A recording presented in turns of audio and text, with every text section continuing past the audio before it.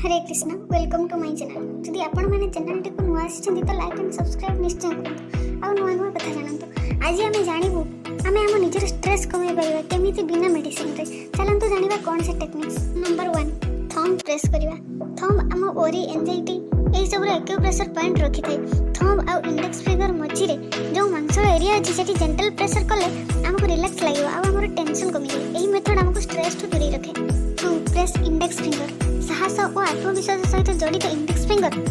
आमर डर बा भय को मुकाबला करिबारे हेल्प करे एहार मूल रे जेंटल प्रेशर कले चिंता दूर हुए आ साहस बढ़े 3 प्रेस मिडिल फिंगर आमर राग और तिक्ततार भावना को परिचालन करे एही फिंगर रे प्रेस कले टेंशन दूर होवा सहित शांति लागे 4 प्रेस रिंग फिंगर तार एक्यूप्रेशर पॉइंट द्वारा दुख दूर एवं उदासीनता को मुकाबला करिबारे सहायता करे एही फिंगर रे प्रेशर देले लाइफ रो पॉजिटिवनेस बढ़ी थाए then 5 press little finger acupressure point द्वारा आशा और आत्मसम्मान बढ़ाइबारे सहायता करे एही फिंगर मूल रे प्रेशर देवा द्वारा स्ट्रेस लेवल कमी थाए ता सहित पॉजिटिव मेंटालिटी बढ़ी थाए 6 हैंड मैसेज पाम फिंगर और जॉइंट को मैसेज देले ब्लड सर्कुलेशन इंक्रीज होई थाए मसल टेंशन दूरी जाए और हमको आराम लागे 7 थंब वर्किंग जदि धीरे धीरे थंब को पाम ऊपर गुटे सर्कल रे बुलाइबा ताहले स्ट्रेस कमे नर्व भलो काम करे आ एटा रिलैक्सेशन को प्रमोट करे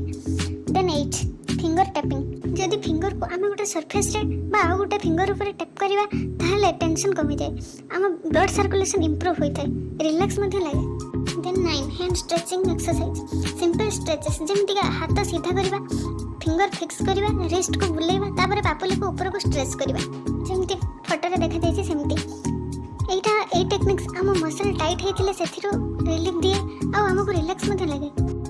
then last method warm water सक उषुम पानी रे टिके लूण पके बा जो तेल यूज करू सेथिरो पके हाथ भिजै रखले आम मसल रिलैक्स हुए नर्वस सिस्टम भलो काम करे ता सहित स्ट्रेस भी कम थाए रहिले संग माने पुणी देखा हबो नुवा वीडियो रे नुवा कथा सहित जय जगन्नाथ वीडियो टी भलो लागितिला लाइक शेयर सब्सक्राइब निश्चय करंतु।